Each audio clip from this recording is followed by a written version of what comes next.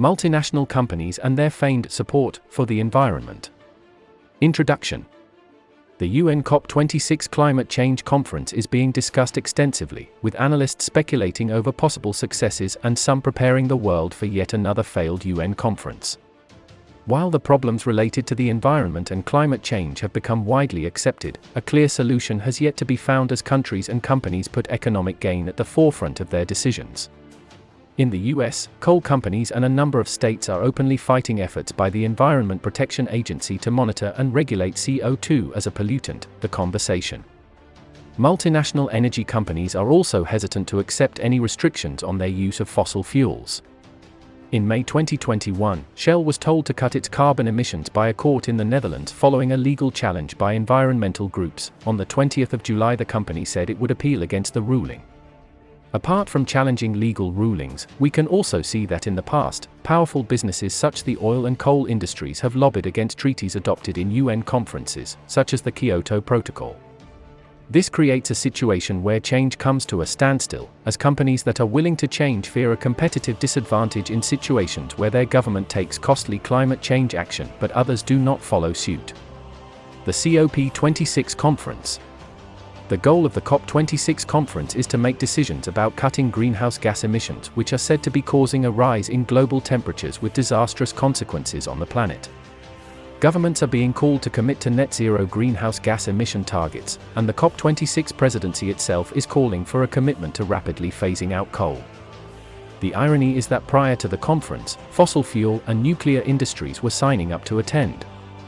Shell, Chevron, Middle Eastern oil companies, other fossil fuel firms, carbon traders, agribusiness and chemicals multinationals, all registered to join United Nations, UN, climate negotiations in May and June, as did the nuclear power industry.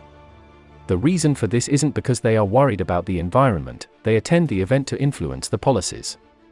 The likes of Shell are only at the UN talks to delay genuine progress and push false solutions like carbon markets and offsets via lobby groups such as ATITA, rather than slash industry emissions. These approaches allow firms to keep digging up and selling fossil fuels, which spells disaster for the climate, said Corporate Europe Observatory's researcher, Pasco Sabido.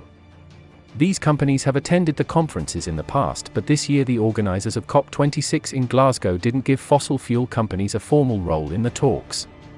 Does their lack of attendance mean that things will be different? Not necessarily. The lack of attendance doesn't mean the oil industry has lost influence over the conference and its outcomes. In the lead up to the crucial summit, a series of reports have made clear just how deep fossil fuel industry connections go, both with those organizing the conference and the players at the negotiating table. Time. One possible avenue of influence is through the management consulting industry. For example, the Boston Consulting Group, BCG, will be the exclusive consultancy partner of the COP26.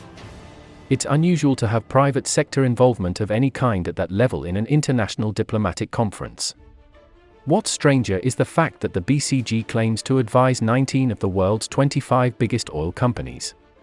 Time. This means that they will have a conflict of interest, which will impact their ability to seek solutions to the current environmental problems of any kind at that level.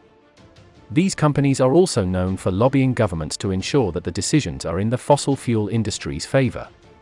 There are already reports being leaked, which show that Saudi Arabia, Japan, and Australia are among countries asking the UN to play down the need to move rapidly away from fossil fuels. These leaked documents are reports that are used by governments to decide what action is needed to tackle climate change, and the latest will be a crucial input to negotiations at the Glasgow conference. BBC. The politicians that are being called upon to solve the current climate change problems cannot be trusted. In the UK, 43 members of the House of Lords have a financial stake in the oil and gas industry, open democracy. In America, oil and gas companies contributed more than $84 million to candidates running for the US Congress in 2018, source. And in June, a senior lobbyist from ExxonMobil, and a member company of the US Chamber of Commerce, was caught on film admitting to working with US senators to push an anti-climate agenda. Climate change.